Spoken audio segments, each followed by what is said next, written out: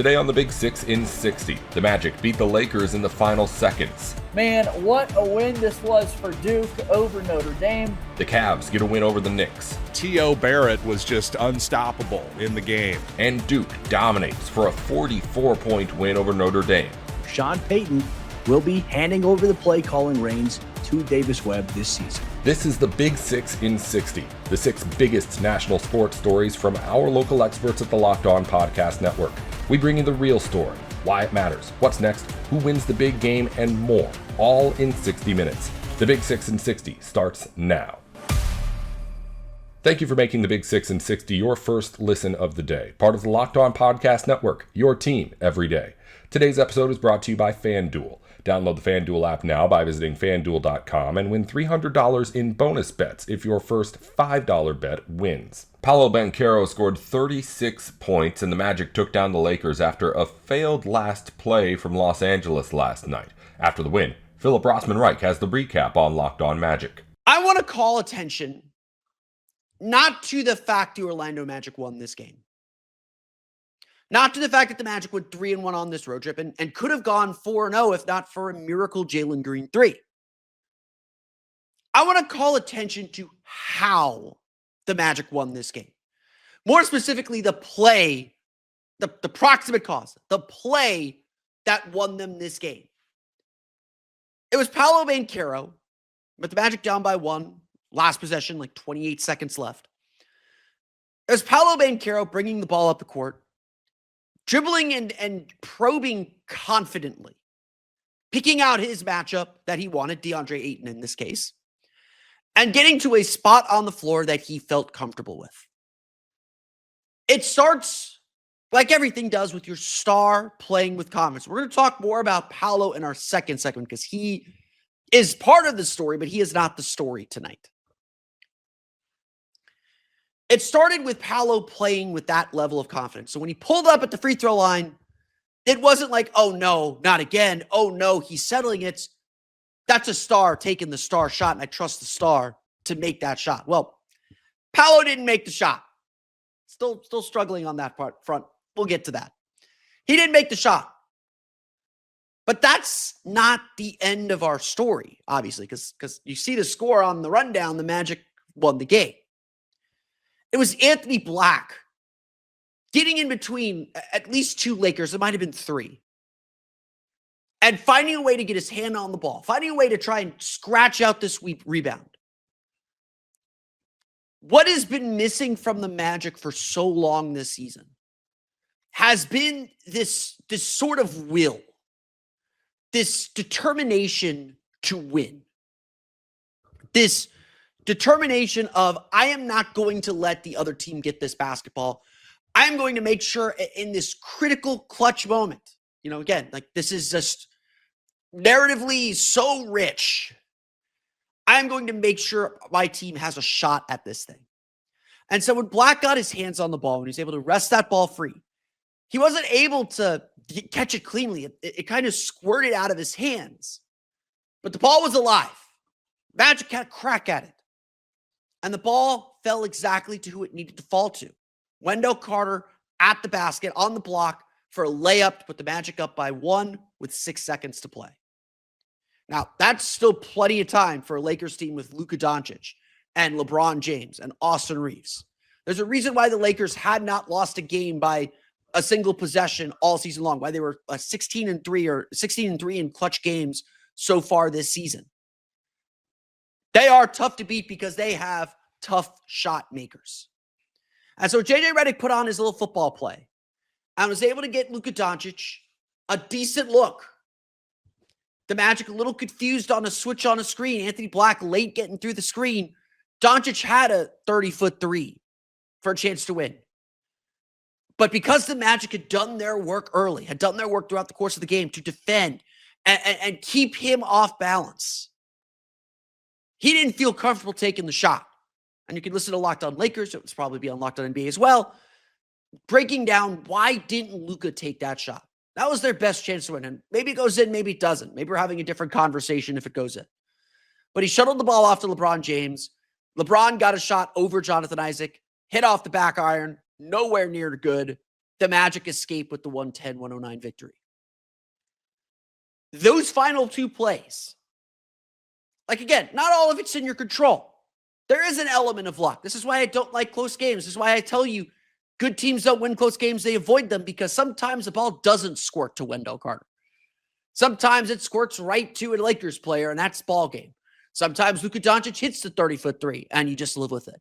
Sometimes LeBron hits threes over Magic defenders in Game 2 of the 2009 Eastern Conference Finals. That stuff happens. But that's not what happened this time. And it's because of the Magic's grit. It's because of this determination. It's because of this return to their defense that they were able to survive a night when they shot really poorly from three, 9 for 29 from three. And I believe 4 of those threes came in the fourth quarter. It's why the Lakers shot 9 for 29. The Magic were 7 for 29 from three. I knew that wasn't right. Magic were 7 for 29 from three. They shot 45.7% from the floor. Could not make a shot to save their lives. We're just 4 for 12 on fast break points. We're 5 for 12 on second chance points. They got the one that mattered. Only 29 of 54 for their 58 points in the paint. The Magic left a lot of points on the board. They fouled a lot too. The Lakers, number one team in getting to the foul line, of course. 28 free throws. They missed 8 of them. Door was left open, just like last year in Los Angeles. But this game came down to grit and defense. Orlando got stops when they needed to get stops. They didn't let their poor shooting drain their energy as they have for so much this year. And if you're looking for any sign that the Magic are back, if you're looking to say, oh, this is Orlando Magic basketball, this is the basketball we've been missing all year long, this was a game where it delivered. As I mentioned yesterday, Orlando has climbed up to 13th in defensive rating. They're 113.4 defensive rating. They're only 0.7 points per 100 possessions behind Minnesota for 10th. So this team might still end up being a top 10 defense after all the struggles they've had. They're up to, I think, 15th since December 7th when Franz got hurt. In the last 10 games, not a big sample, not a small sample, just a sample. In the last 10 games, the Magic are 6th with a 108.7 defense rating, while their offense is still a little bit of a mess. Obviously, they're struggling to make shots. Obviously, they miss Franz Wagner a ton. Their bench is kind of in shambles. The Magic are back to defending at such a high level, at such a strong pace, that they're revealing their grit again. They're confident they can still win when they miss shots at the rate they miss shots. And look, that's not the identity we wanted for this team. We wanted this team to be more confident offensively. And look, generally they are. They're outside the bottom 10. Like they're doing things offensively. But the basis for everything the Magic were trying to do was always this defensive grittiness. And so you have a game here where against these 3 megastar players, Luka Doncic has 22 points. He's 8 for 24, 2 for 10 from 3. Still 9 rebounds, still 15 assists, still did Luka things. You force LeBron James into 5 turnovers for his 21 points on 8 for 13 shooting, 2 for 6 from 3. Austin Reeves goes scoreless, goes without a field goal in the first half. He ends up 6 for 16. And yeah, his little scoring binge in the third quarter gave the Lakers their largest lead at 12 points that Orlando had to erase. He finishes with 18 points. The Magic had the defense that could bother those star players. And it wasn't perfect. Orlando still gave up, I think, 111 or 112 points per 100 possessions. It wasn't, they still fouled too much. They still gave up some key offensive rebounds. They had to adjust and struggle with some pick and roll stuff. The Magic are not where they want to be yet. But for the first time in 3 months, for the first time since early December, if not late November, There is a swagger about this team. There is a we're going to hit you first mentality to this team. For the first time in 3 months, it just feels like Magic basketball. And maybe we've had some false starts on that before, but here we are. The Magic have won 6 of their last 8 games. They are coming home from a 3-1 road trip that probably should have been 4-0. This is a team that is suddenly playing with a lot of confidence and a lot of assuredness of who they are. Flawed as they may be, this is a team that believes they can beat anybody. Ever wanted to experience the NBA Finals live and in person? FanDuel is giving you the chance to turn that dream into a reality with their NBA sweepstakes. Here's how it works. Use your profit boost on any NBA future and you'll automatically be entered for a shot to win an NBA Finals trip for 2. That's right, flights, tickets, the whole experience. If you're already looking at the board and thinking about which team can make a deep run, this is the perfect time to lock it in. Not only can your pick cash, but it could also send you to the finals. Visit FanDuel.com to get started. Use your profit boost on an NBA future and get entered for your chance to win a trip to the NBA Finals. Play your game with FanDuel, the official sports betting partner of the NBA. Welcome back to the Big 6 and 60. The Knicks and Cavs sit next to each other in the Eastern Conference and met last night in Cleveland, with the Cavs taking a 15-point win in the end. Locked On Cavs host Danny Cunningham recaps the matchup. The defensive effort that the Cavs put forth. So they beat the Knicks 109-94 in what I thought was one of the best defensive efforts that the Cavs have had so far this season. And I think a shining example of why Kenny Atkinson has opted to put Dean Wade in the starting lineup. And I understand that things didn't go very well on Sunday with that group. And I think part of their offensive struggles was, one, obviously not taking care of the basketball. When you have 10 turnovers in your first 17 possessions, the way the Cavs did against the Thunder on Sunday, I don't necessarily know that it matters who's out there. Like, you're just not going to find offensive success. But defensively, this is the group that I think has the highest upside for the Cavs. And you've got Jared Allen out there, who was awesome for most of this game. Evan Mobley, who is, I think, showing signs that he's starting to find his rhythm. Thought he was better in the second half than the first half, but like, he's always really good defensively. And then Dean Wade is somebody that maybe doesn't get the credit that he deserves as an elite level defender. And if you listen to this podcast, you know how I feel about him. And you know that I do think that this starting lineup is the right decision. And I think we saw why in this game on Tuesday night. So Dean Wade opens up the game as the primary defender for Jalen Brunson. And I don't have the tracking data as of right now to really go over it, but he spent a lot of time defending Brunson. And Jalen Brunson struggled again against the Cavs.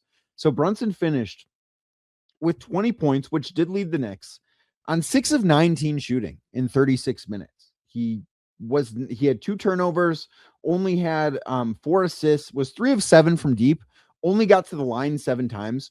So the fact that he was 3 of 7 of deep, and I believe at least one of them came on a second chance attempt too, that means that he was 3 of 12 inside the arc, which, if you watch a lot of Jalen Brunson, you know he likes to get to those spots, right? He's sort of a throwback player in a sense that he sort of loves that, like, 15-footer to 13-footer, like that type of shot that's in the mid-range that you don't see a ton of in the NBA. Jalen Brunson makes a killing on that in today's game. And Dean Wade just did a great job. And it wasn't only Dean, like other guys I thought did a very good job defensively on him. Dennis Schroeder did an awesome job when he defended him too. And just really whoever was defending Jalen Brunson, I thought for the most part did a very good job. And I think that's the biggest reason why the Cavs won this game, because if Jalen Brunson doesn't have it going on, the Knicks are going to struggle offensively unless they get some outlier performance like we saw on Christmas Day, because this is not some new thing for the Cavs against the Knicks. This year, in all 3 matchups, Jalen Brunson has struggled offensively against Cleveland. Now, the Knicks are 2-1, and ultimately winning the game is the only thing that matters. But he was 6 of 19 on Tuesday night. On Christmas Day, he was 10 of 25. On opening night, he was 5 of 18. For the season, that is 21 of 62 from the floor against the Cavs. That is 33.8%. The Cavs right now, and like the Cavs lost on opening night because they could not get into the paint. Like the Knicks did a really good job defensively, and the Cavs lost on Christmas Day in part because they couldn't get a rebound in part because Tyler Kolek, who basically was a DNP CD. I mean, he played garbage time, 2 minutes and 42 seconds, and Jordan Clarkson, who played 1 minute in this game because those two guys who are not in the rotation for the Knicks anymore torch them. Like, they've done such a good job this year as a whole defending Jalen Brunson, and this was the latest example of it. And part of the reason why I think that Cavs fans should be confident if the Cavs and Knicks square off in the playoffs, because they've got guys they can throw at Brunson. And it wasn't just Dean Wade. As I mentioned, Dennis Schroeder did a good job. Keon Ellis, I think, is really built to defend Jalen Brunson with the length that he has, even if he is giving up a few pounds. Like, I look at all of this and say the Cavs have a defensive formula that works against the Knicks. They just need to be able to rebound.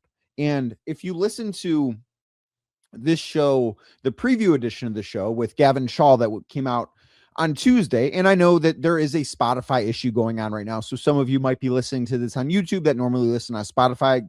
It's a network-wide thing. It's not just Locked on Cavs, and I can assure you we are trying to get it fixed. But like, I look at this matchup, and I know I talked about this with Gavin, as the way for the Knicks to beat the Cavs is with Mitchell Robinson, because they need to create second chances to beat the Cavs. And New York is a great offensive team. I believe they're third in offensive rating, or at least they were third in offensive rating entering this game in the NBA, and the Cavs held them to 94 points.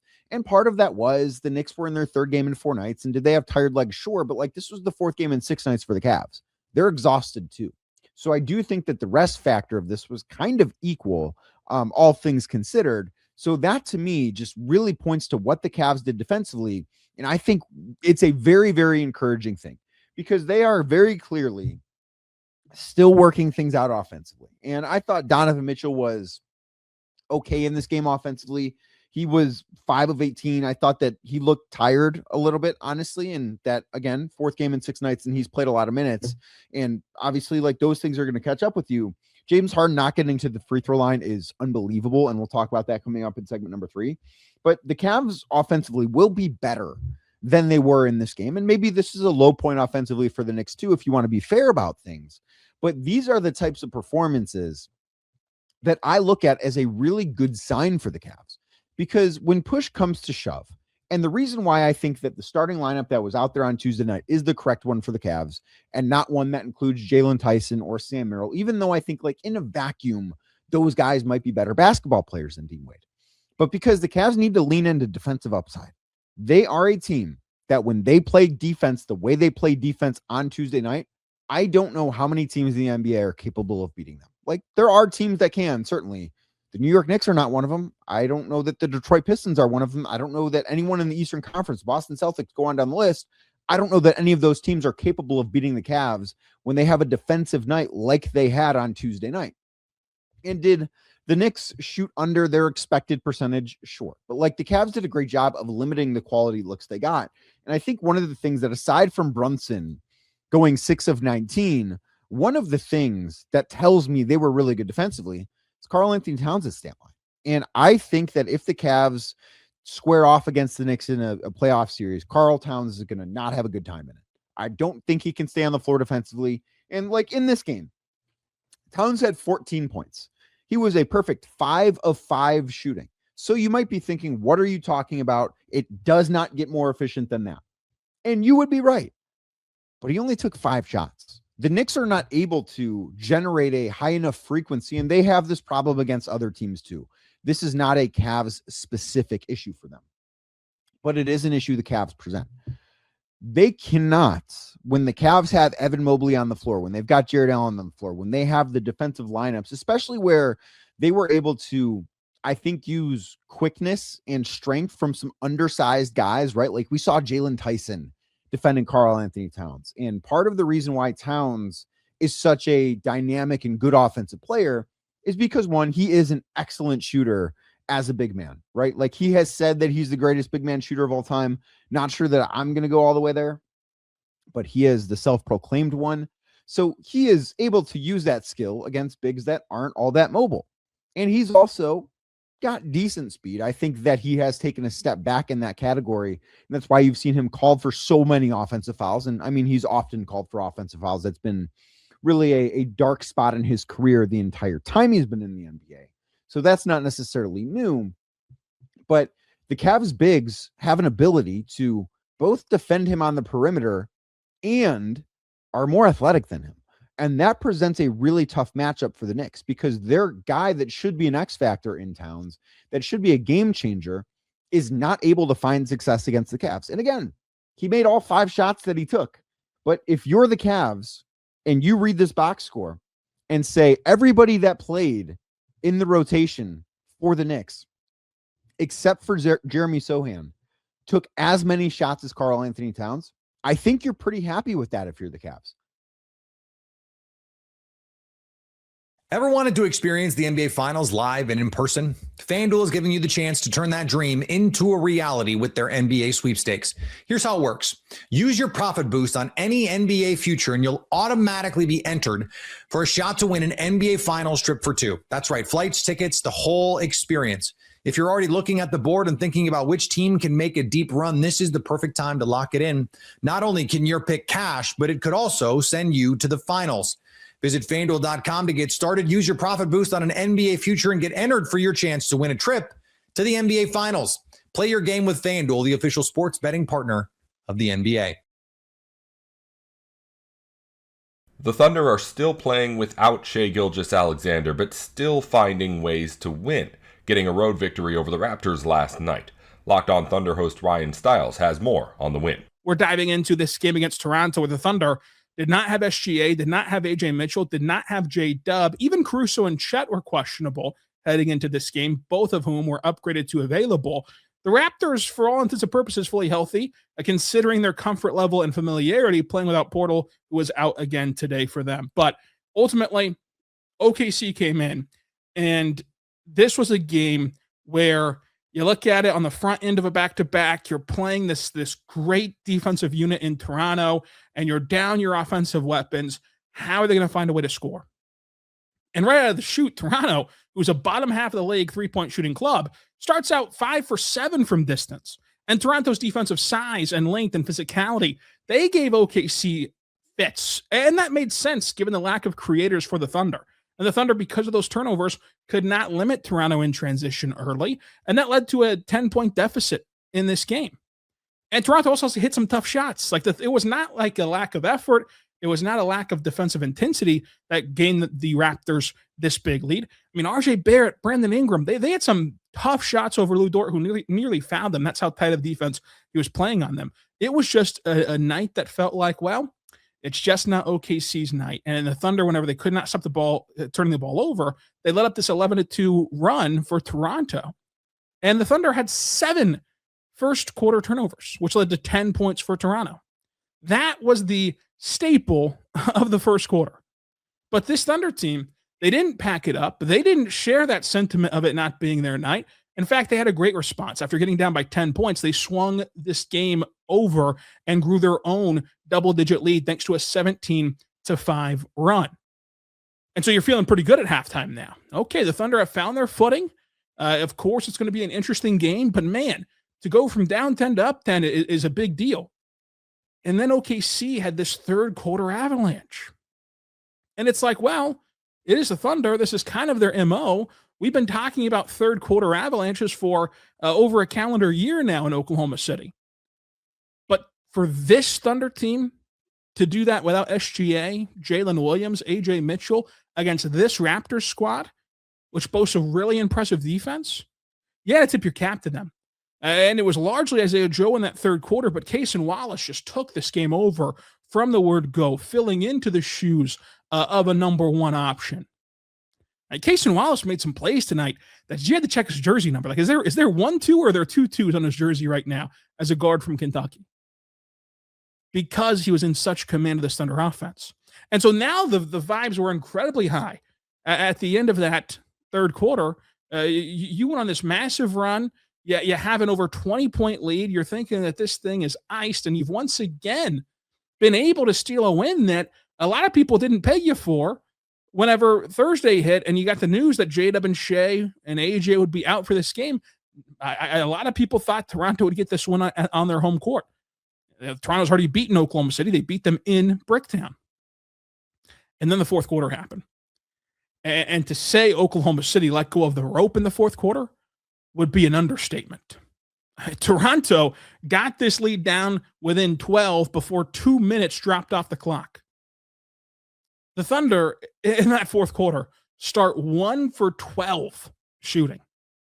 So much so that on one possession, a single possession, the Thunder went from having 4-point plays to 4 chances to score once and going 0 for 4. A 27-5 run by Toronto tied the game with under 4 minutes left. And Oklahoma City found themselves in a clutch scenario without their guy, without SGA, without J-Dub, and of course, still without AJ Mitchell. But it was Cason Wallace and Isaiah Joe that did the work to go on a 9-0 run together, putting OKC back up by 9 with under 2 minutes and 30 seconds to play. And out of that Toronto timeout to try to stop the bleeding, OKC forced a turnover. And Chet Holmgren iced it with the putback, and the Thunder survived in the fourth quarter to nearly see this entire 25-point lead slip away, nearly see this team go from the verge of, once again, us sitting here talking about the most impressive win of the year to us talking about them collapsing within 12 minutes to getting the win ultimately and putting together a back-to-back stretch here of beating Cleveland and beating Toronto. And you put this 2-game stretch up against any other one this season.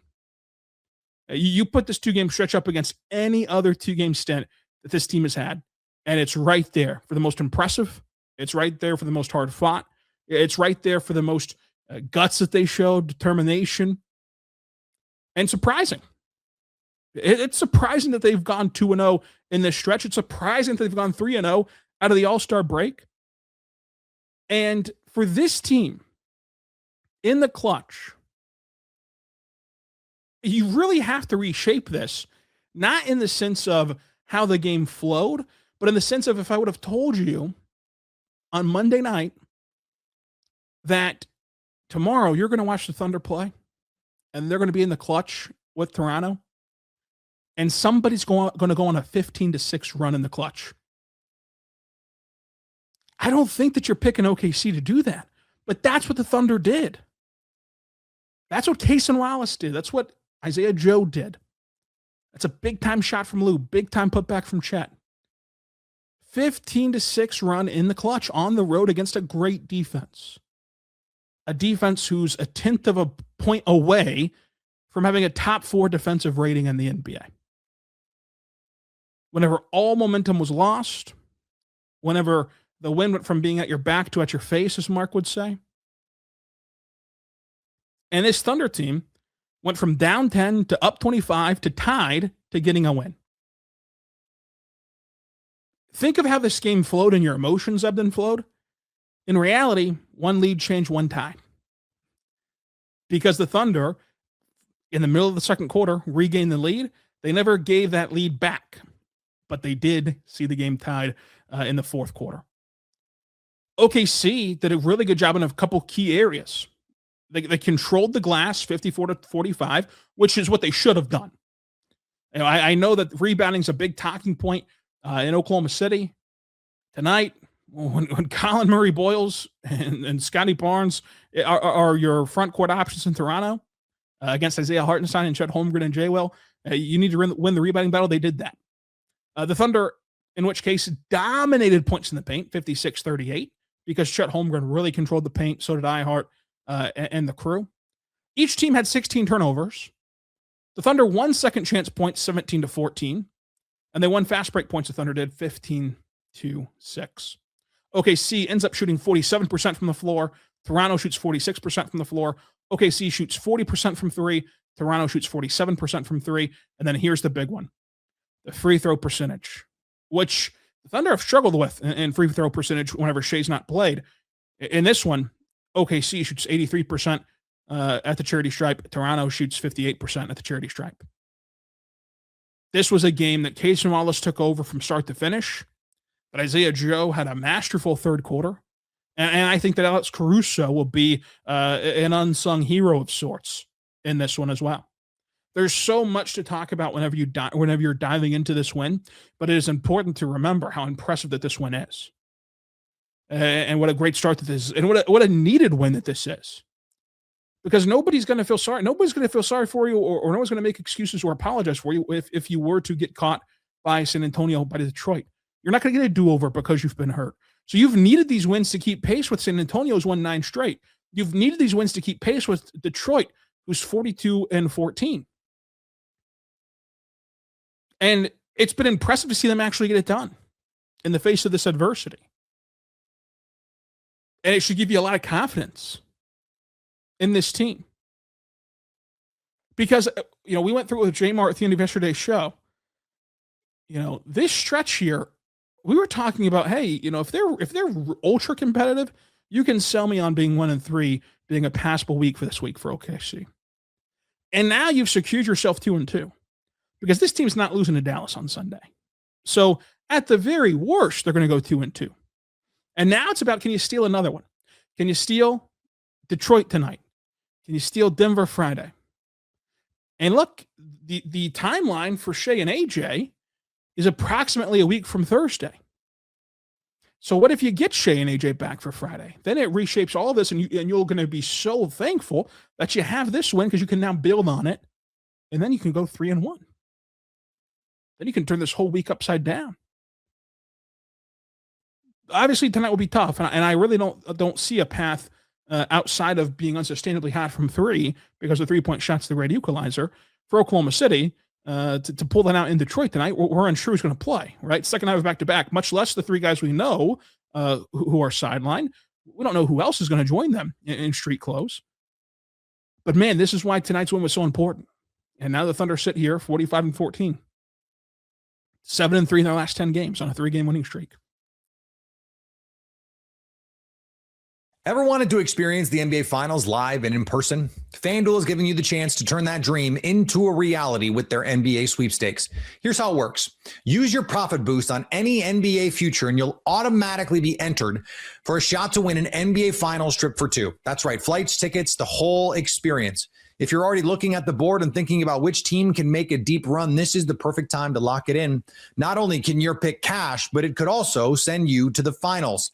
Visit FanDuel.com to get started. Use your profit boost on an NBA future and get entered for your chance to win a trip to the NBA Finals. Play your game with FanDuel, the official sports betting partner of the NBA. Welcome back to the Big 6 and 60. Duke took over as the number 1 team in the country this week and showed why they deserve it in a 44-point win over Notre Dame. The Blue Devils got more than 100 points in the blowout, and J.J. Jackson recaps the dominant night on Locked On Blue Devils. Man, what a win this was for Duke over Notre Dame. I teased it in the open. Felt like they really took the fight out of the Fighting Irish. People might have been a little concerned. Can you follow up the high of beating the number 1 team in the country in Michigan, now being the number 1 team in the land yourself? Wow, I'm running out of things to say. This was unbelievable how awesome Duke played.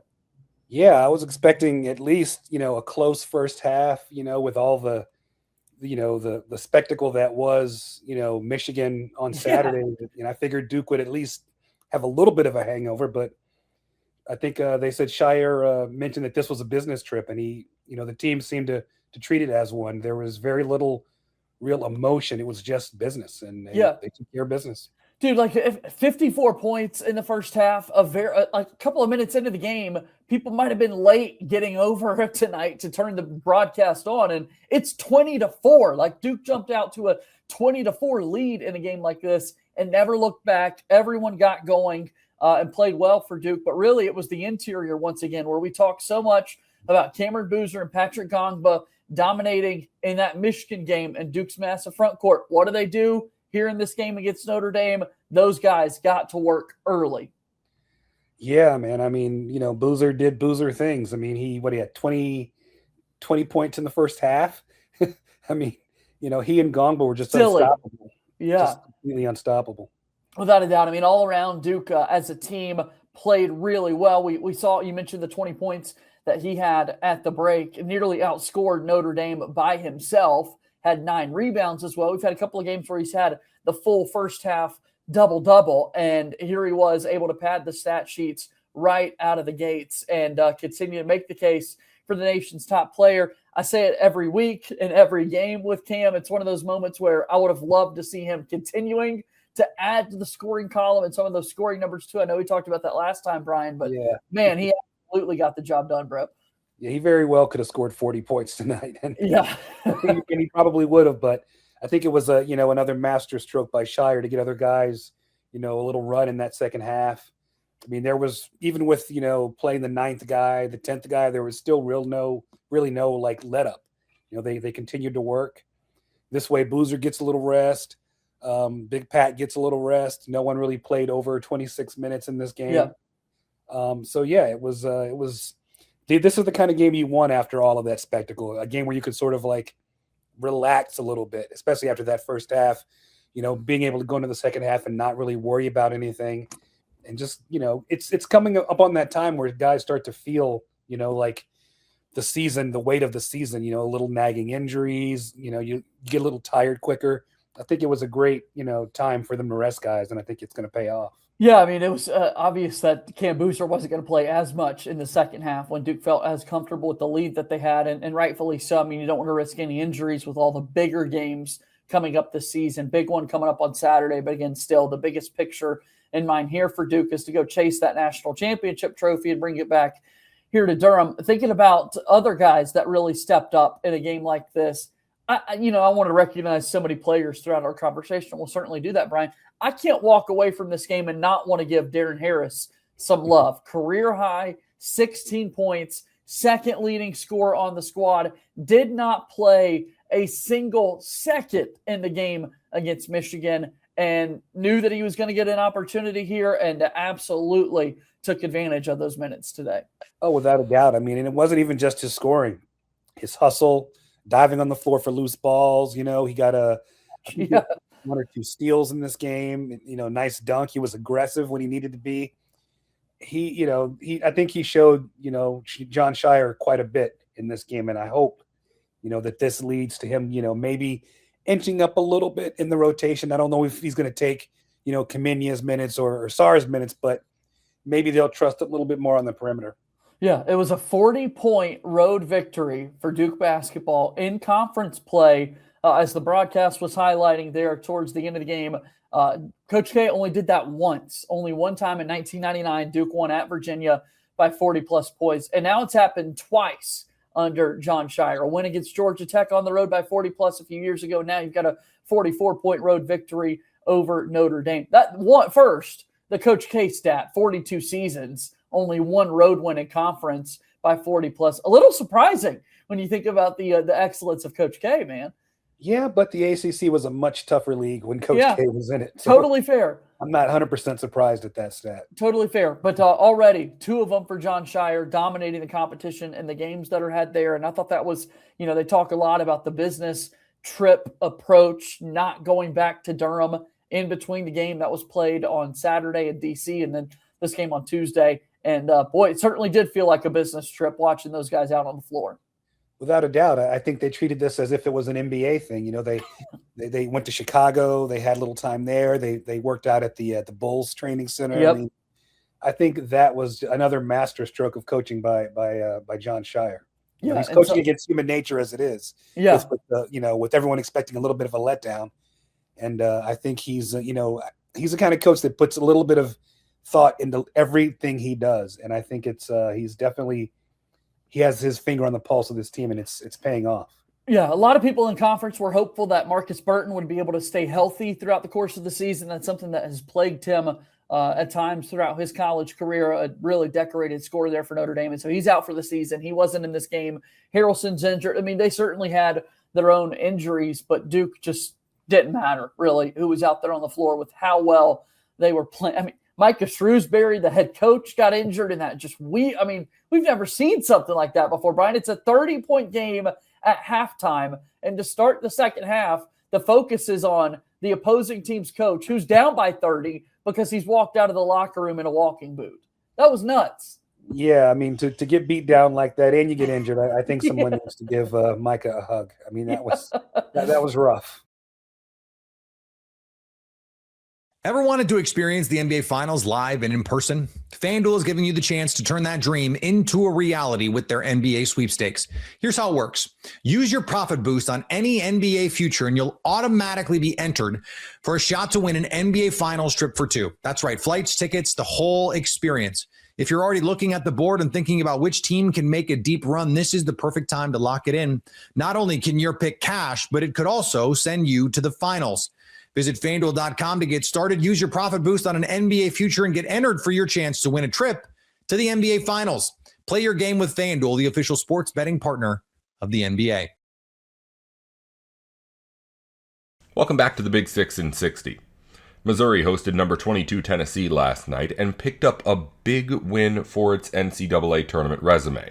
Locked On Mizzou host John Miller has the recap. Not only did Mark Mitchell play his usual bully ball effectively, but T.O. Barrett was just unstoppable in the game. Was 12 of 17 from the floor, all 2-point shots, by the way. I'd love to see how many of those attempts came in the paint. I know he took at least a couple jumpers, but he was just taking those smaller defenders, well, down and dragging them down into the deep end of the pool, basically. And Dickie Nutt, after the game, the Missouri assistant coach, always enjoy hearing Coach Nutt on the radio after the game, especially after a victory.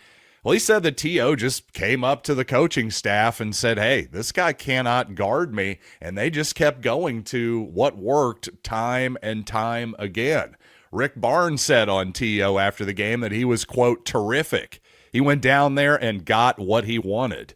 No question about that. Barrett was he just seems to keep getting better and better by the week here for Missouri. And, I think Dennis Gates deserves, and obviously his staff, like Coach Nutt as well, but to me, Coach Gates deserves a massive amount of credit for T.O. Barrett, a guy who came from Link Academy, but unlike a lot of players from Link Academy, he was not considered a 4 or 5-star McDonald's All-American type of recruit, but obviously a guy with a lot of talent, a guy with talent that needed to be developed. And to me, I just don't think Dennis Gates detractors, the people who just simply say, oh, it's time to move on, he can't coach.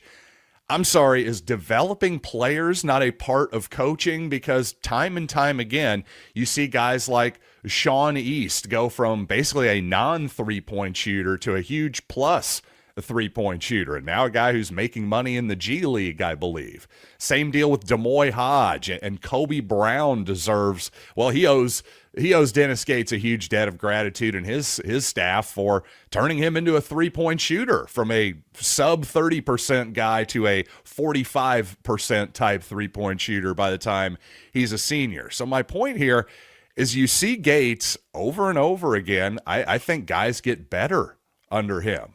Caleb Grill loved playing for Dennis Gates. Tamar Bates loved playing for Dennis Gates. I again, just don't think he's getting enough credit for how his players continue to develop. Like I said, that bully ball, I really did feel like it was a bit of a T.O. Barrett was doing almost a Mark Mitchell impression a little bit at times. It really was almost like they just flipped spots on the court a little bit. And Barrett, of course, hit what I thought was the clutch shot of the game, made it 69-65.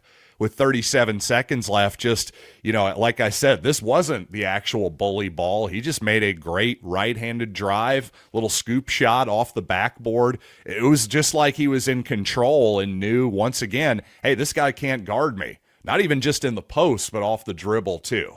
Really impressive stuff from Barrett. And by the way, that was after the Gillespie kid for Tennessee made a logo 3 after just a horrid brick by the Volunteers led to yet another long rebound for Tennessee. And I will say this, I thought Felix Okpara for Tennessee really controlled the early part of the game. I thought he was controlling the rim defensively, and he was 7 for 7 from the floor around the rim as well. So obviously he was excellent in the ball game.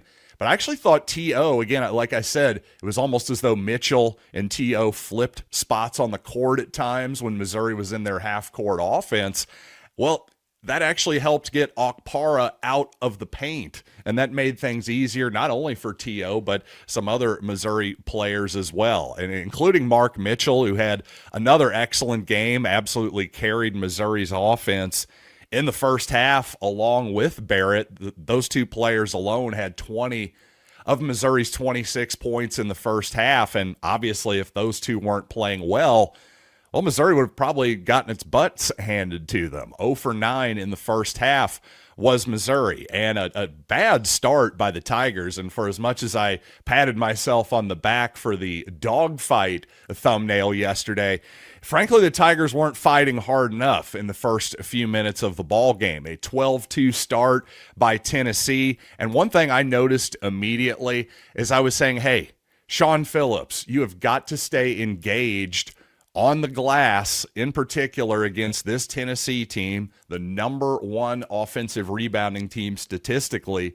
coming into this game in the entire country. There was a couple times where Phillips got caught out on the perimeter, challenged a shot at the three-point line that was missed. A good challenge by Phillips. The problem is, after the challenge, he relaxed and felt like, well, I'm 25 feet from the basket. I don't really need to worry about rebounding here. Yes, he did. Because as you see over and over again, the more three-pointers are taken, that also equals more long rebounds. No longer in basketball can you just assume that the ball is going to land in the paint 95% of the time. The ball can come from about anywhere when the ball is being shot from 28 feet away. Bad caroms, as I just said, led to that Gillespie logo 3. There was a couple times when I just thought, man, Phillips, you have got to remain engaged. You've got to at least put a body on the shooter there after the shot.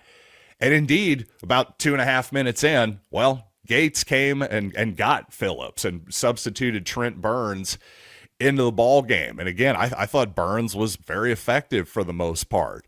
By the way, first foul was called more than 6 minutes into this ball game. Missouri didn't get a foul for maybe 10 or 15 minutes into the ball game, and I was going, gee, what do you want to bet there's a million fouls called in the second half?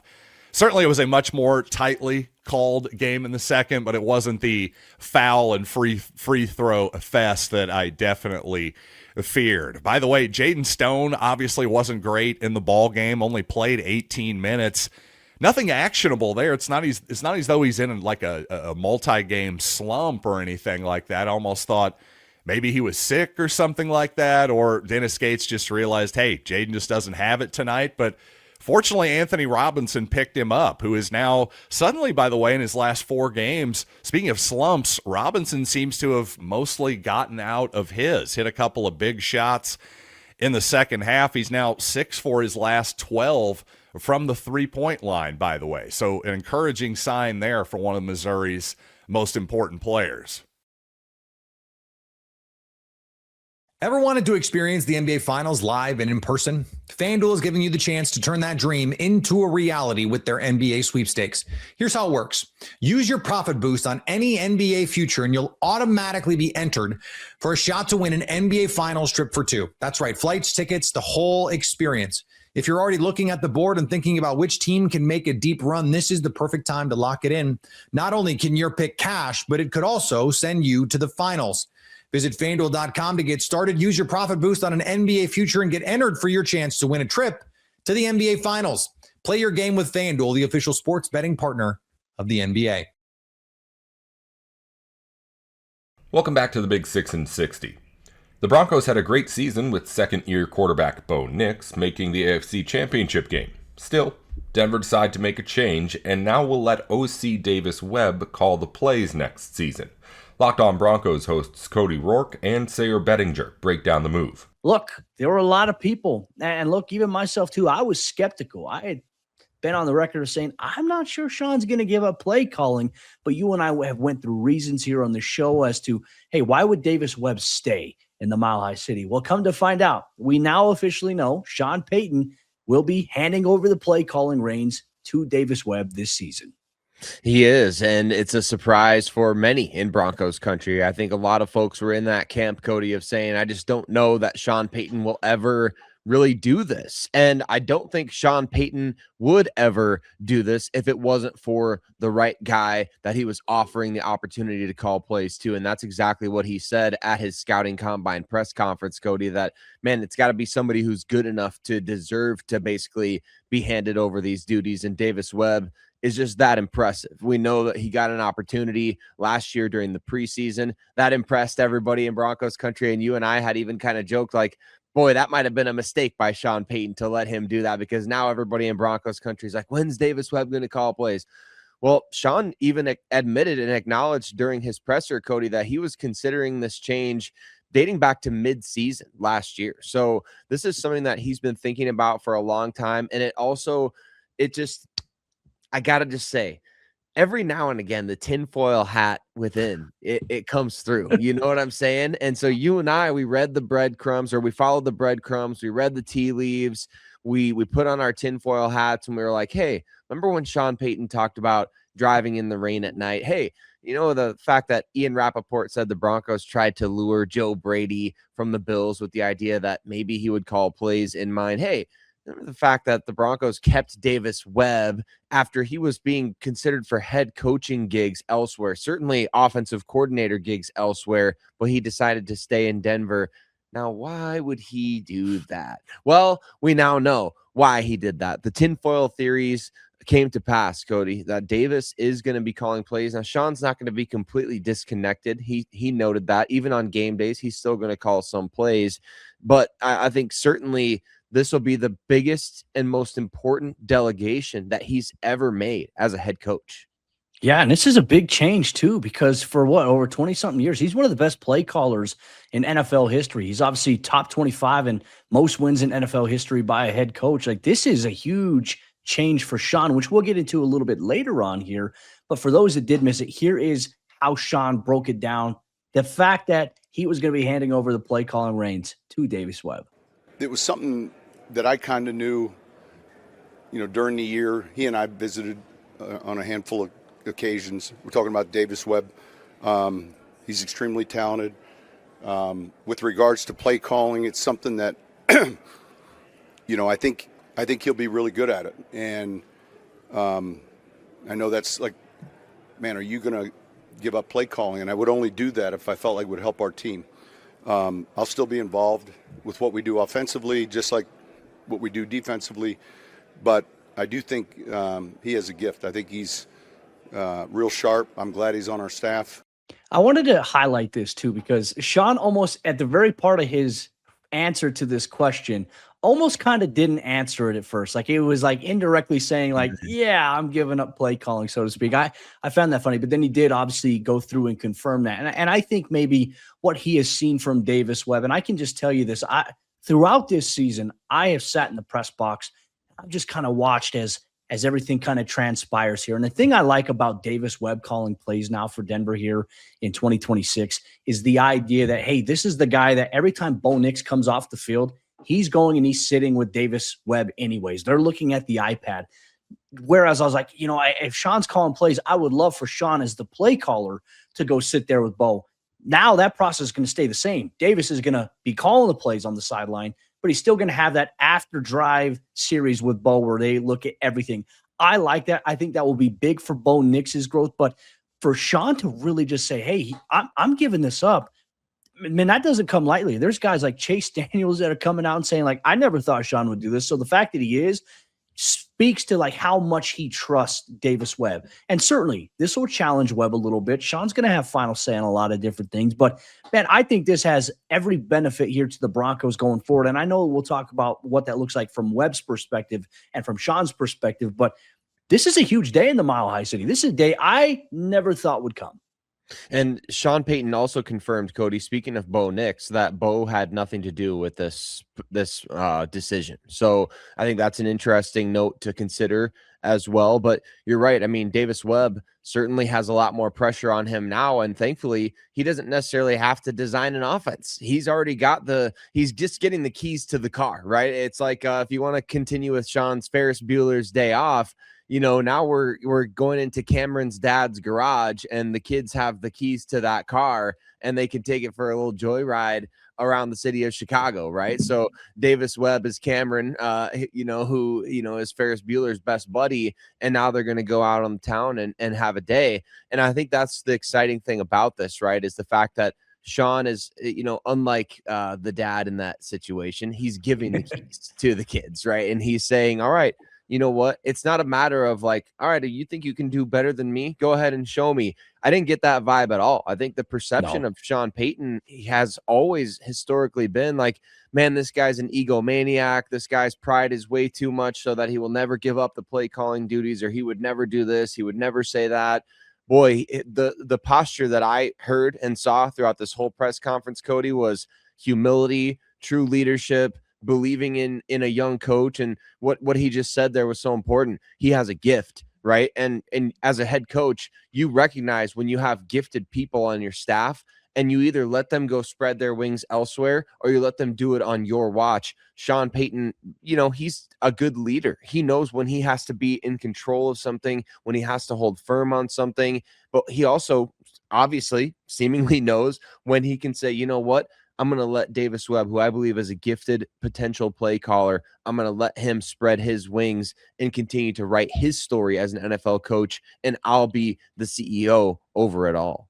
Well, and he had obviously offers from various other teams. He was in head coaching consideration here. And the fact that he turned all that down because he wanted to stay and build some continuity here with the quarterback that he has, they feel like they're building something special. And for Sean to have complete trust in him and give him that autonomy, man, that is so huge. That speaks to where Webb has come as, a former player. Obviously, he's mentioned as a, former quarterback, played the position, but he's a coach's son. That process is so important, but also it leads me to put on another tinfoil hat here, my friend. This could also be a move that maybe Davis Webb down the road, not anytime soon, but maybe Davis Webb, if things continue to go well and this goes well, maybe when Sean says, you know what, I've done enough coaching, I want to enjoy life, maybe Davis Webb's first head coaching gig will be with this team, especially if Bo Nix continues to ascend as the franchise quarterback. That could be a very real possibility here going forward. Broncos country, let us know your initial thoughts here on Sean Payton handing over the keys. Let us know if you thought he was going to give it away, or if you felt like Davis Webb was going to call plays all along. And if it's the latter, I'm telling you, you're lying. That's all for today's Big 6 and 60. If you follow basketball, football, or college sports, the Big 3 and 30 has a half hour on the biggest news in the NFL, the NBA, and on campus, going up every weekday just like this one. Just search the Big 3 and 30 NBA, the Big 3 and 30 NFL, or the Big 3 and 30 college, wherever you're listening or watching now. Thanks again for tuning in to the Big 6 in 60.